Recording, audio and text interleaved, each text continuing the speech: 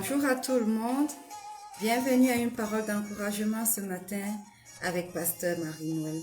Nous allons lire dans le livre de 2 Timothée, le chapitre 4, le verset 2. Il est écrit: Prêche la parole, insiste en toute occasion, favorable ou non, reprend, censure, exhorte avec toute douceur et en instruisant. Amen. Bien-aimés, aujourd'hui, beaucoup d'entre nous qui nous appelons serviteurs de Dieu, beaucoup d'entre nous qui nous appelons chrétiens, nous refusons de prêcher la parole de Dieu.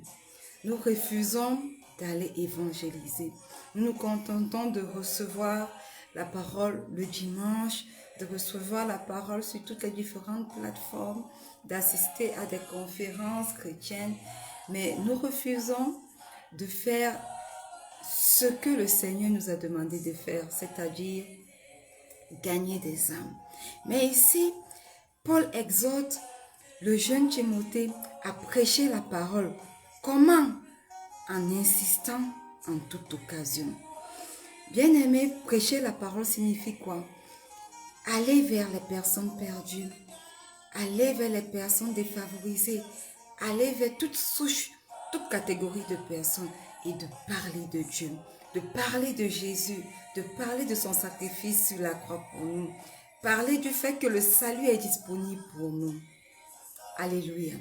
Puis l'apôtre Paul demande au jeune Timothée de faire quoi? D'insister. Insister ressort un caractère de soudaineté, un caractère de force. Il ne faut pas baisser les bras. C'est pas parce que à la première approche, on n'a pas été bien reçu que nous devons arrêter de gagner des âmes. Nous devons arrêter d'aller à l'évangélisation. Il faut insister. Il faut le faire encore et encore. Ne jamais baisser les bras, n'est-ce pas? C'est ça les bonnes caractéristiques d'un soldat de Christ. Ne jamais se décourager, ne jamais dire vraiment la dernière fois je suis allée à la prédication, je suis allée évangéliser, mais on m'a insulté, on m'a pas bien reçu. Il faut insister. Il faut insister pour prêcher la bonne nouvelle. Ensuite, il dit, en toute occasion, favorable ou non. Sachez bien aimé que ce n'est pas tout le monde qui va vous recevoir favorablement lorsque vous allez parler de Jésus. C'est pas tout le monde qui va recevoir la bonne nouvelle que vous leur apportez avec joie.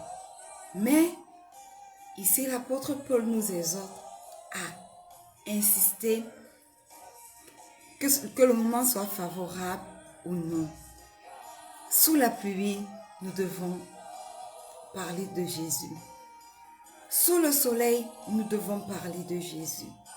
Quelles que soient les conditions, nous devons parler de Jésus. Alléluia. Amen. Il nous demande également de répandre. Insiste en toute occasion, favorable ou non, reprend et censure. Bien-aimé, voilà la partie qui n'est pas la plus facile à faire. Reprendre quelqu'un lorsque vous allez évangéliser. Pourquoi? Parce que reprendre signifie qu'il faut convaincre et qu'il faut corriger. Il faut convaincre quelqu'un de son mauvais correctement. Il faut corriger cette personne de son mauvais comportement ou de sa mauvaise façon de percevoir l'écriture ou alors de sa doctrine. Et là, la plupart du temps, nous nous retrouvons rejetés.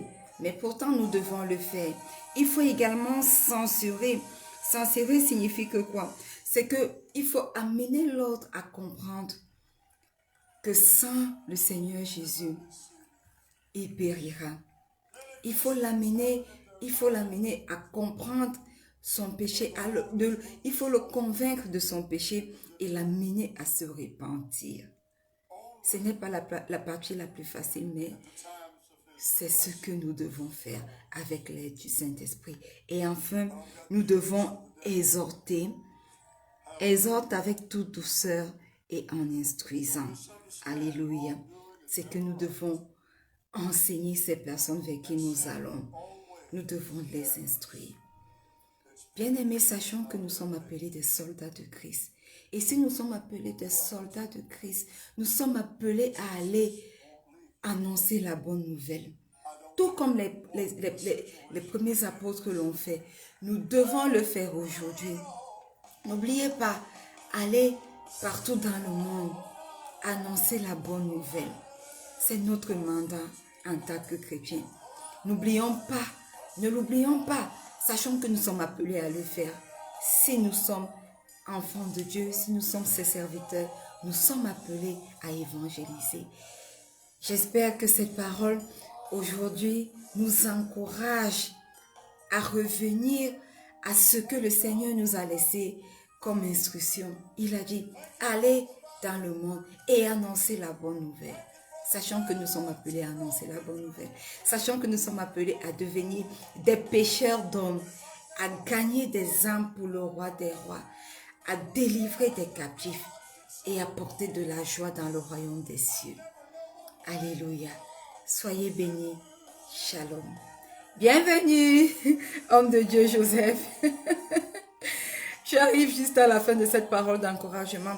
Sois encouragé à évangéliser au nom puissant de Jésus. Amen. Shalom.